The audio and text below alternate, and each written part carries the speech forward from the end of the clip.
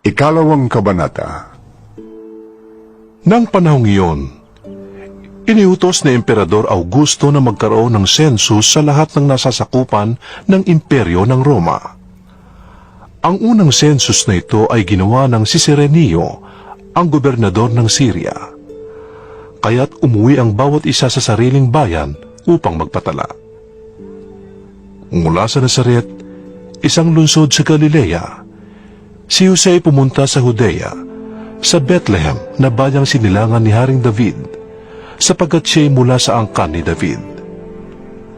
Kasama niyang umuwi upang magpatala rin si Maria, na kanyang magiging asawa, na noon ay kabuwanan na.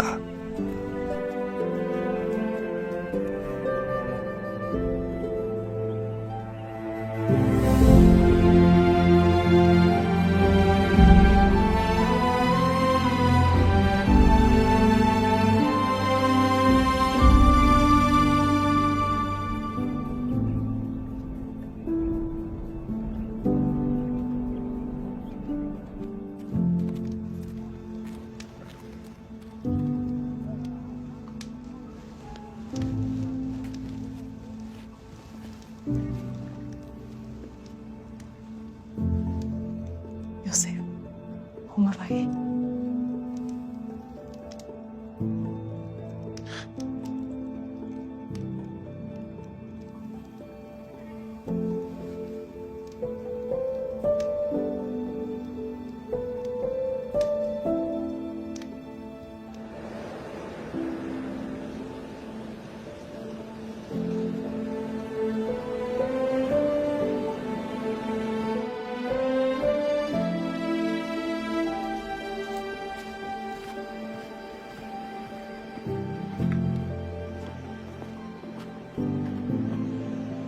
شبيرة فزوات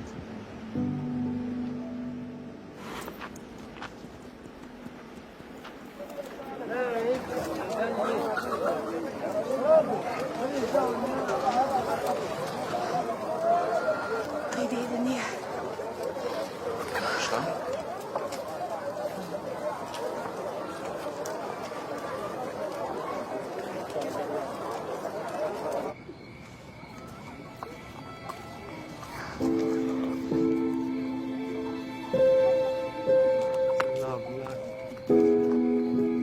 Sila ang lekon. Kaya ka. Oo. Uy.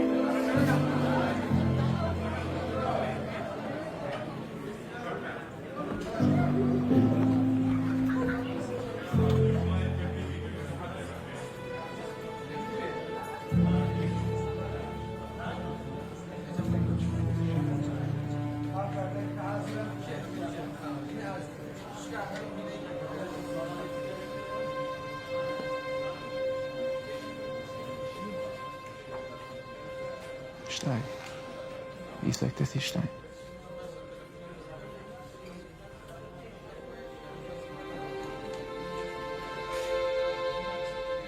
مالك؟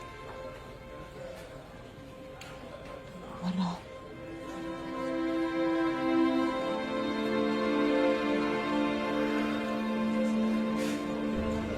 Habang sila'y nasa Bethlehem, sumapit ang oras ng panganganak ni Maria. Ito, mami. Ito, mami. אישה יולדת בחרוב. הביאו מים, הביאו בדים. מהרו, מהרו.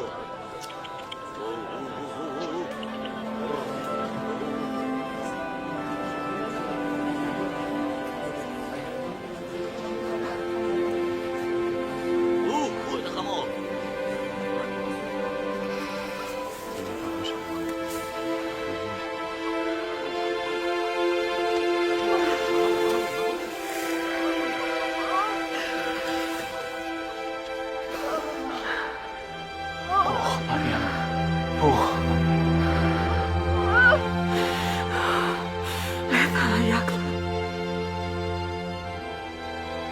Ja, klart.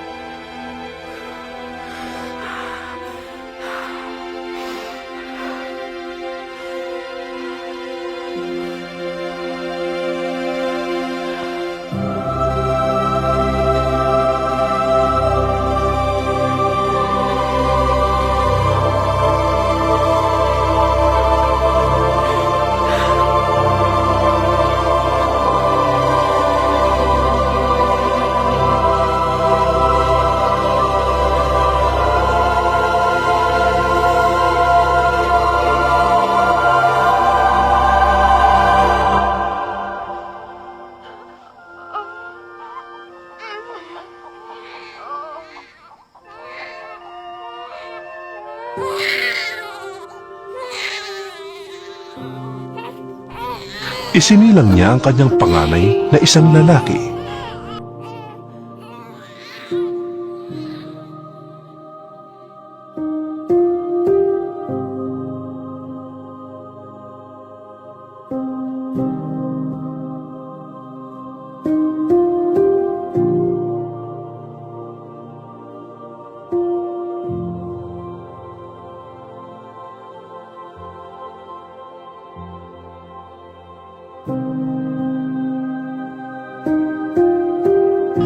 Binalot niya ng lampi ng sanggol at iniga sa isang sabsaban sapagkat wala ng lugar para sa kanila sa bahay panuluyan.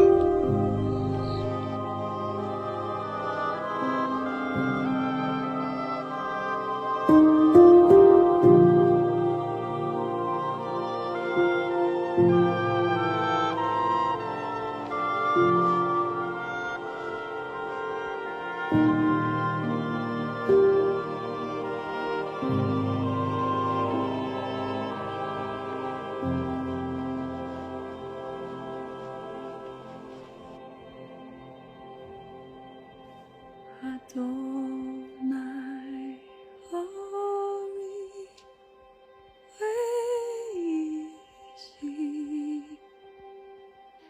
Memi, Ira, Adonai, my Oz, Memi,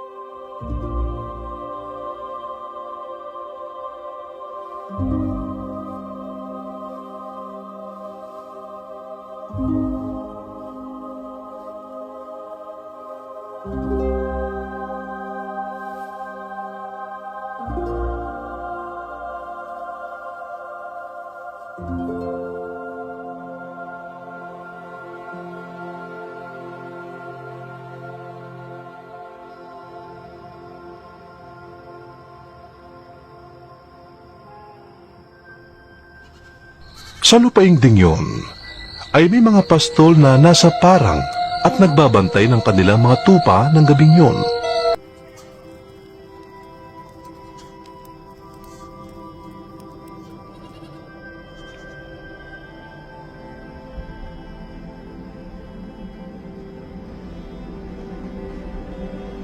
Shabbat Shalom.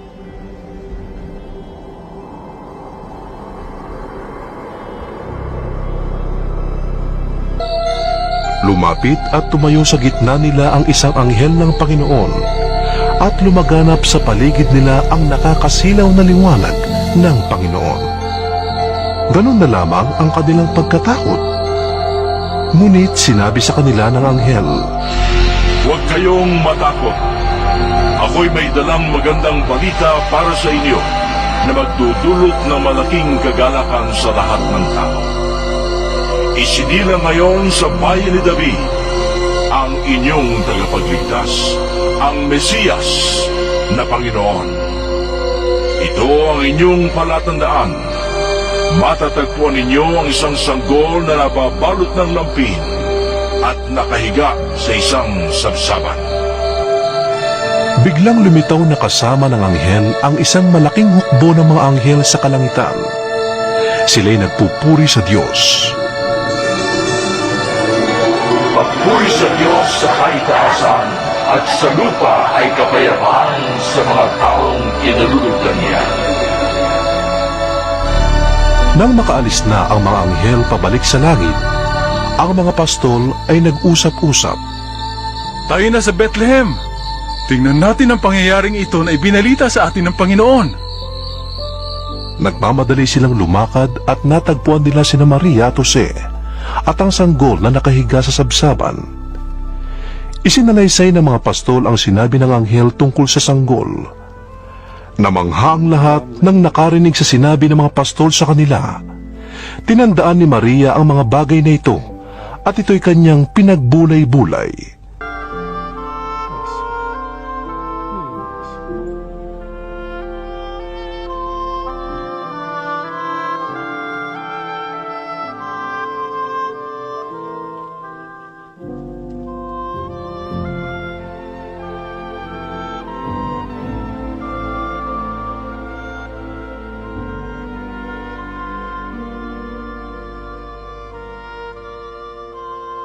But Mary kept all these things and pondered them in her heart. Umalis ang mga pastol na nagpupuri sa Diyos at nagpapahayag ng kanyang kadakilaan dahil sa lahat ng narinig nila at nakita gaya ng ibinalita sa kanila ng anghel.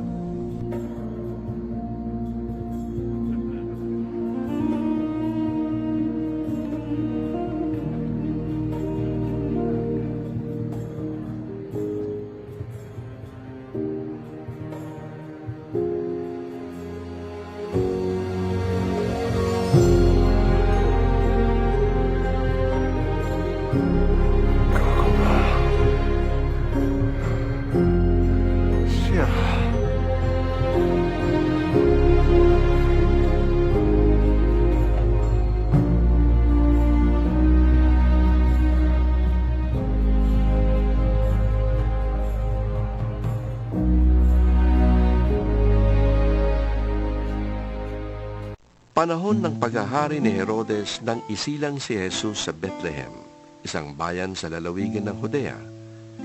May ilang pantas noon na dumating sa Jerusalem mula sa silangan. Nagtanong-tanong sila, Nasaan ang ipinanganak na hari ng mga Hudyo? Nakita namin sa silangan ng kanyang tala. Kaya niya ba ito kami upang siya'y sambahin? Nang mabalitaan ito ni Haring Herodes, ay naligalig siya. Gayon din ang buong Jerusalem. Kaya't tinipon niya ang lahat ng mga punong pari ng mga Hudyo at mga tagapagturo ng kautusan ng bayan at sila'y tinanong, Saan ba ipapanganak ang Mesiyas? Sa Bethlehem na nasa Judea po, tugon nila, sapagkat ganito po ang isinulat ng propeta. Ikaw, Bethlehem, sa lupay ng Juda, ay hindi pinakahamak sa mga pangunahing bayan ng Juda, sapagkat sa iyo magmumula ang isang pinuno na mamamahala sa aking bayan Israel. Palihim na ipinatawag ni Herodes ang mga pantas at inusisa kung kailan lumitaw ang tala. Pagkatapos, sila ay pinapunta niya sa Bethlehem na ganito ang bilin. Hanapin ninyong mabuti ang sanggol. Kapag nakita niyo siya, ipagbigay alam ninyo sa akin upang ako malay makasamba rin sa kanya. Shapiro. Min khusta.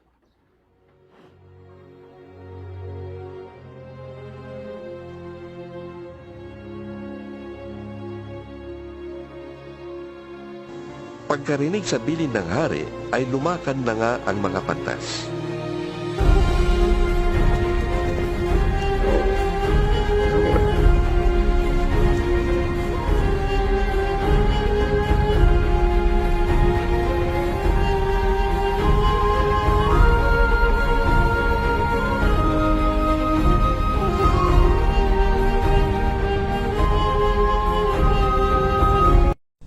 Makalipas ang 1 linggo, tinuli ang bata at pinangalan ng Jesus, ang pangalang sinabi ng anghel bago pa siya ipaglihi.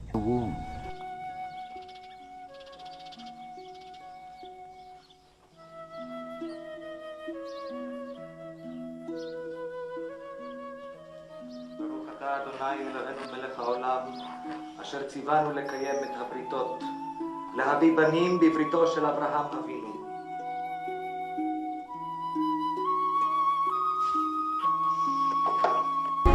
Ganun na lamang ang kanilang tuwa nang makita nilang muli ang talang nakita nila sa silangan.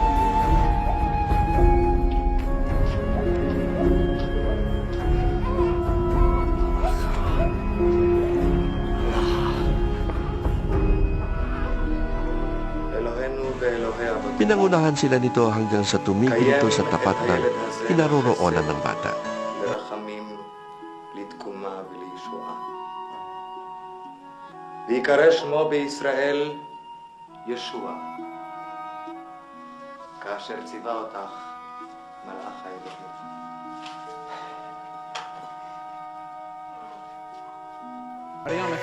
Pagpasok sa bahay, nakita nila ang bata sa piling ni Maria na kanyang ina.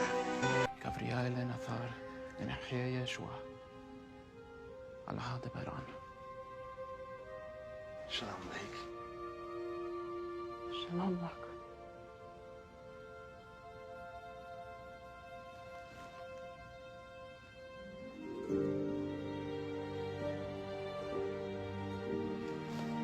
Daniel.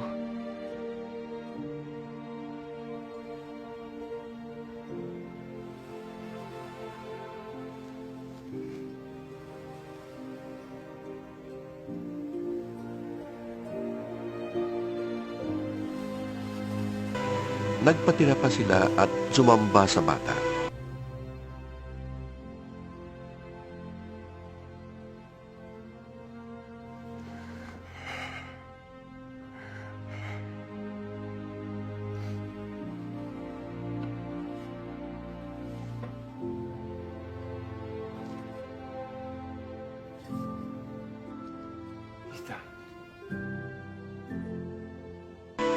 Binuksan nila ang kanilang mga sisidlan at inihandog sa kanya ang dala nilang ginto, insenso at mira.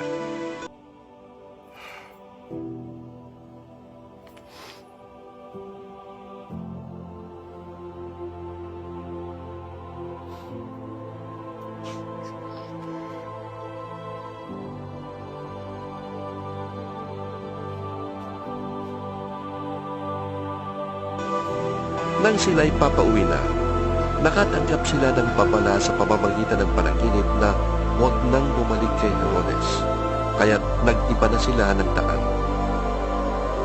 Pagkaalis ng mga pantas, nagpakita kay Jose sa panaginip ang isang anghel ng Panginoon. Sinabi nito sa kanya, Bumangon ka't dalhin mo agad sa Ehipto ang mag-ina. Hahanapin ni Herodes ang bata upang patayin. Kaya huwag kang aalis doon hanggat hindi ko sinasabi sa iyo. Dali-daling bumangon si Jose at nang gabi rin yun, dinala niya sa Ehipto ang mag-ina. Doon sila nanirahan hanggang sa mamatay si Herodes. Sa gayon, natupad ang sinabi ng Panginoon sa pamamagitan ng propeta. Tinawag ko ang aking anak mula sa Ehipto.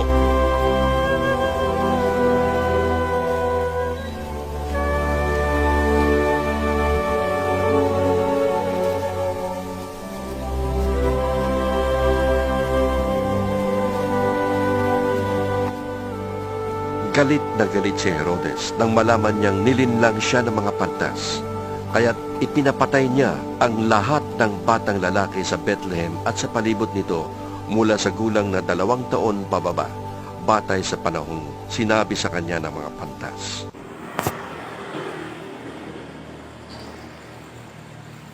Kill every male child up to 1 year old.